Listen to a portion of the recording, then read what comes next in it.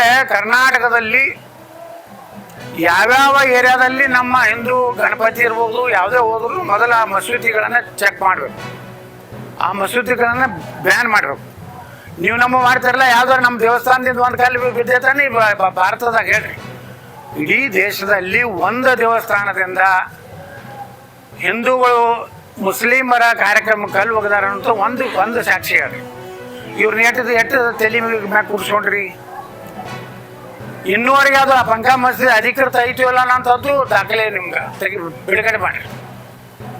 ಮದ್ದೂರಿನಲ್ಲಿ ಅವ್ರದ್ದು ಏನು ದಾಖಲೆನೇ ಇಲ್ಲ, ಎಲ್ಲ ಬೇಕಾಯ್ದೆಸ್ರಿ, ಯಾವುದೇ ಪರ್ಮಿಷನ್ ಇಲ್ಲ. ಅವ್ರಿಗೆ 24 ತಾಸು ಕರೆಂಟ್ ಕೊಡೋದು, 24 ತಾಸು ನೀರು ಕೊಡೋದು. ಮತ್ತು ಅಲ್ಲಿ ಅವನೋ ಒಬ್ಬ ಕಾಂಗ್ರೆಸ್ ಮಾತ್ರ ಒಂದು ಲೀಡರು ಅವ ಬಂದ್ರೆ SP DSP ಎದ್ದು ನಿಂದಿರ್ತಾ ಇರ್ತ ಸರ್ ಅಂತ ಇರ್ತು. ಒಬ್ಬ ಕ್ರಿಮಿನಲ್ ಮುಂದೆ ಪೊಲೀಸ್ ಇಲಾಖೆ ಈ ರೀತಿ ವರ್ತನೆ ಮಾಡಿದ್ರೆ ನಿಮ್ಮ ಭಯ ಹೆಂಗಿರ್ತದೆ ಪೊಲೀಸರದು? ಸುಮ್ಮನೆ ಮಾರ್ಕೆಟ್ನ ಬಂದು ಇಟ್ಕೊಂಡು ಕೂತೀರಿ. ಯಾವ ಏರಿಯಾದಾಗ ಇವತ್ತು ಗಲಾಟೆ ಆಗಿದ್ದಲ್ಲ ಆ ಏರಿಯಾದಾಗ ಅಲ್ಲಿ ಟೈಟ್ ಮಾಡಿಬಿಡ್ರಿ. ಅವ್ರು ಯಾರು ಹೊರಗೆ ಬರಲಾರ್ದಂಗೆ ಮಾಡ್ರಿ ಆ ಏರಿಯಾದಿಂದ. ಅವ್ರ ಪಾಪ ರಾತ್ರಿ ಅವ್ರು ಕೊತ್ತಂಬರಿ ತರ್ಲಾಕ, ಬಿರಿಯಾನಿಗೆ ಕೊತ್ತಂಬರಿ ತರ್ಲಾಕ ಹೋಗ್ತಾರ. ಅವ್ರು टमाटर हमारा छोकरा कुछ भी नहीं किया, कोतंबरिया लेने के लिए गया था, हमको पकड़ लिया. और ಎಷ್ಟು ಚಂದ ಹೇಳ್ತಾರ ಅವ್ರು.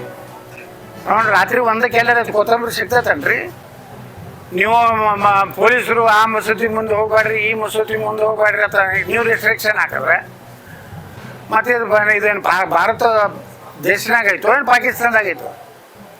ಪೊಲೀಸ್ ಅಧಿಕಾರಿಗಳು ತಮ್ಮ ಕರ್ತವ್ಯವನ್ನು ಸರಿಯಾಗಿ ಮಾಡೋದು ಕಲೀರಿ. ಸರ್ಕಾರಗಳು ಬರ್ತಾವು ಹೋಗ್ತಾವು, ಏನೋ ನಮ್ಮ ಸರ್ಕಾರ ಹೇಳ್ತದ, CM ಹೇಳ್ತಾರೆ, ಅಮಾಯಕ ಜನರನ್ನ ಇದೇ ರೀತಿ. ಈ ರಾಜ್ಯದಾದ್ಯಂತ 10 ಲಕ್ಷಕ್ಕಿಂತ ಹೆಚ್ಚು ಆಟೋ ರಿಕ್ಷಾ ಚಾಲಕರಿದ್ದೇವೆ. ಸರ್ಕಾರ ನಮ್ಮ ಪರವಾಗಿದೆ. ಯಾವುದೇ ಟ್ಯಾಕ್ಸಿಗಳಿಗೆ ಅನುಮತಿ ನೀಡಿಲ್ಲ ಅಂತ ಒಂದು ಕಡೆ ಹೇಳ್ತಾ ಇದೆ. ಇವತ್ತು ಕರ್ನಾಟಕ ಸರ್ಕಾರ ನಮ್ಮ ಪರವಾಗಿದ್ರೆ ಹೈಕೋರ್ಟ್ ಟ್ಯಾಕ್ಸಿಯವ್ರ ಪರ ಗ್ರೀನ್ ಸಿಗ್ನಲ್ ಕೊಟ್ಟಿದೆ. ಆದರೆ ಯಾವುದೇ ರೀತಿ ಅವ್ರಿಗೆ ಓಡಾಡಲಿಕ್ಕೆ ಅವಕಾಶ ಇಲ್ಲ. ಹಾಗಾಗಿ ಮಾನ್ಯ ಸಾರಿಗೆ ಸಚಿವರು, ಮುಖ್ಯಮಂತ್ರಿಗಳು, ಉಪಮುಖ್ಯಮಂತ್ರಿಗಳು, ವಿಶೇಷವಾಗಿ ನಮ್ಮ ಸಂತೋಷ್ ಲಾಡ್ ಸಾಹೇಬರು ಗಮನ ಹರಿಸಬೇಕು. ಗಮನ ಹರಿಸಿ ಇವತ್ತು ಸರ್ಕಾರದಿಂದಾನೇ ಸುಪ್ರೀಂ ಕೋರ್ಟ್ಗೆ ಅರ್ಜಿ ಸಲ್ಲಿಸಬೇಕು. ಅರ್ಜಿ ಸಲ್ಲಿಸಿ ಇವತ್ತು ಇಡೀ ಕರ್ನಾಟಕದ ಅಂತ ಎಲ್ಲ ಚಾಲಕರ ಪರವಾಗಿ, ವಾಣಿಜ್ಯ ವಾಹನ ಚಾಲಕರ ಪರವಾಗಿ, ಟ್ಯಾಕ್ಸಿ ಚಾಲಕರ ಪರವಾಗಿ, ಆಟೋ ರಿಕ್ಷಾ ಚಾಲಕರ ಪರವಾಗಿ ಮೇಲ್ಮನವಿನ ಸಲ್ಲಿಸಿ ಆಟೋ ಚಾಲಕರ ಬೇಡಿಕೆಗಳು ಮಾಡಬೇಕು. ಕರ್ನಾಟಕ ಸರ್ಕಾರ ಬರೀ ನಮ್ಮ ಪರವಾಗಿ ಐತಿ ಹೇಳ್ಕೊಂಡು ಸುಮ್ ಕುಂದ್ರಬಾರ್ದು.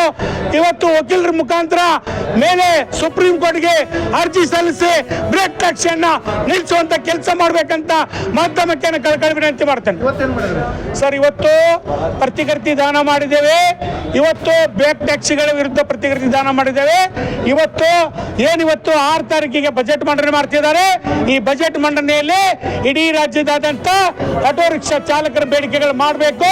ಮಾಡದಿದ್ರೆ ಮುಂದೆ ಬರುವಂತ ಹಂತದಲ್ಲಿ ರಾಜ್ಯದಾದ್ಯಂತ ಬಂದ್ ಕರೆ ಕೊಟ್ಟು ಉಗ್ರದ ಹೋರಾಟ ಮಾಡ್ತೇವೆ. ಇವತ್ತು ಮುಂದೆ ಬರುವಂತ ಹಂತದಲ್ಲಿ ರಾಜ್ಯ ಸರ್ಕಾರ ಸುಪ್ರೀಂ ಕೋರ್ಟ್ಗೆ ಅರ್ಜಿ ಸಲ್ಲಿಸಿ ಇದನ್ನ ನ್ಯಾಯ ಗೆಲ್ಲಿಸಿಕೊಡ್ಬೇಕಂತ ಮಾಧ್ಯಮಕ್ಕೆ ಕಳ್ಕೊಳ್ಳಿ ನಿಂತು ಮಾಡ್ತೇನೆ.